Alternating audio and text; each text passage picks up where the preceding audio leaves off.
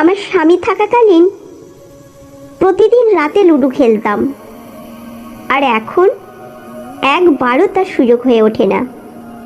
তাই আমি এখন খুব অস্থির হয়ে পড়ি এবং আমাকে এখন সারাদিন খুব কষ্টের মধ্যে কাটাতে হয়। কিন্তু 5 মাস পর হঠাৎ একটি সুযোগ পেলাম। আমি রাতে শ্বশুরের রুমে গেলাম। আমি বললাম, শ্বশুরজি, আমি চাই আপনি আজ রাতে আমার সাথে লুডো খেলুন। তারপর আমাকে, হ্যালো বন্ধুরা, আজকের গল্পে আপনাদের সবাইকে জানাই স্বাগতম। আমার নাম রূপালী এবং আমার বয়স এখন 21 বছর। আমি একজন সুন্দরী বিবাহিত যুবতী। আমার উচ্চতা 5 ফুট 7 ইঞ্চি এবং গায়ের রং উজ্জ্বল। আমার শরীর সম্পূর্ণ খোদাই করা মার্বেলের মতো। আমার বিয়ে হয়েছে 1 বছর এবং আমার একটি ছেলে আছে। ছেলেটির বয়স 6 মাস।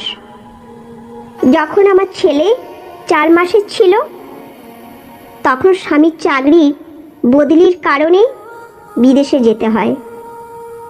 তিনি 1 বছর পর পর ভারতে আসতে পারতেন। তাই তিনি আমাকে এবং আমার 4 মাসের ছেলেকে একা রেখে গিয়েছিলেন। আমি একা থাকতে চাই না। তাই আমার শ্বশুরকে আমাদের সঙ্গে থাকার জন্য বলেছিলেন আমার স্বামী। শাশুড়ি মারা যাওয়ার পর তিনি আমাদের থেকে আলাদা গ্রামে একাই থাকতেন। তখন তার বয়স ছিল 48 বছর।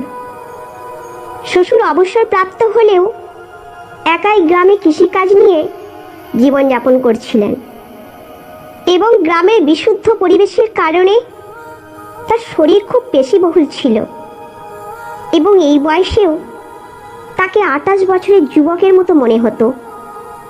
আগে যখনই তিনি শাশুড়ির সাথে আমাদের শহরের বাড়িতে আসতেন, আমার স্বামী চলে যাওয়ার পর প্রতিবেশীরা তাকে আমার স্বামীর বড় ভাই মনে করতেন, কারণ তিনি গত 7 মাস ধরে আমাদের সাথেই ছিলেন। তার আচরণ এবং পোশাক আশাকও শহরের বাসিন্দাদের মতো ছিল। তাই তিনি আমাকে বাড়ির কাজে এবং বাচ্চাদের দেখাশোনা করতে সাহায্য করতেন। বিয়ের পর আমরা অনেক দিন একসাথে ছিলাম। এখন প্রায় 7 মাস হয়েছে আমার স্বামী আমেরিকায় চলে গেছে।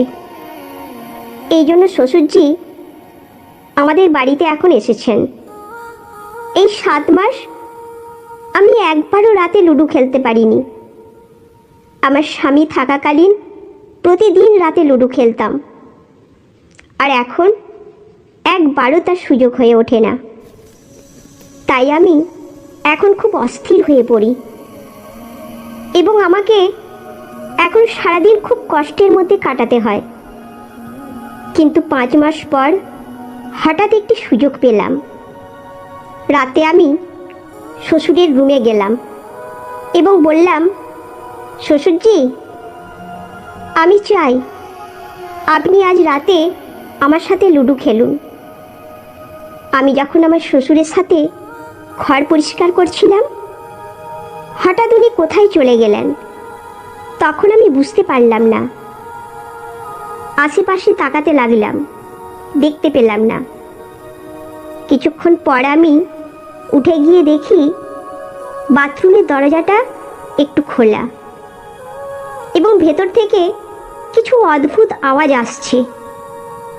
কথাটা শুনে ভয় পেয়ে গেলাম আর আমি বাথরুমে ঢুকে পড়লাম। আমি দেখলাম যে তিনি ফোন দেখে লুডো খেলছেন আর জোরে জোরে দীর্ঘ নিঃশ্বাস ফেলছেন। আমি বললাম, আপনি ঠিক আছেন? আমাকে দেখে রাগ করে বললেন, এখানে কি করছো?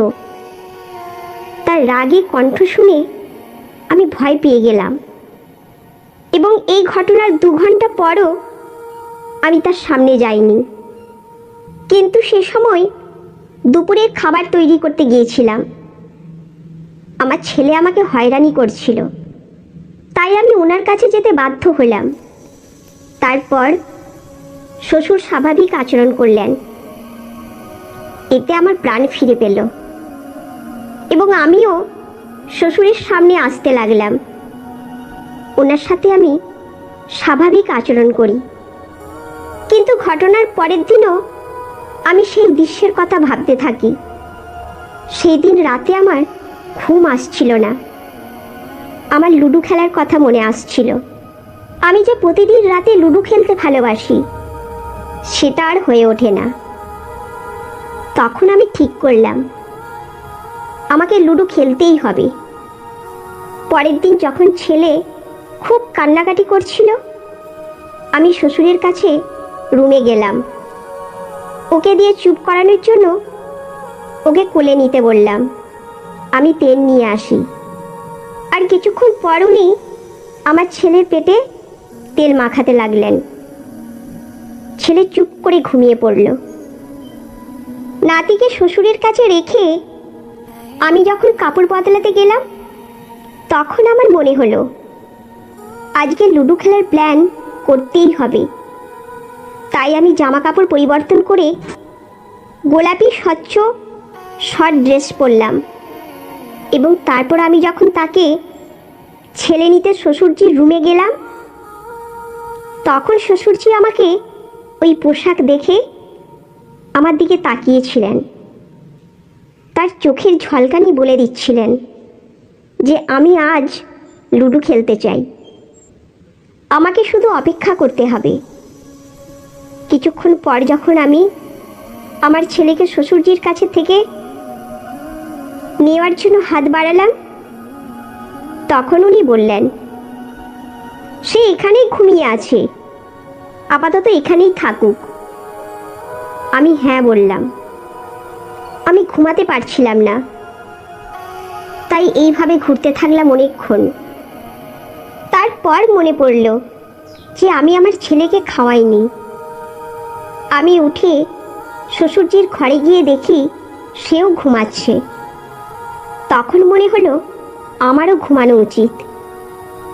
এই রুমে আমার ছেলেও ঘুমাচ্ছে এবং আমি তার পাশের বিছানায় শুয়ে পড়লাম।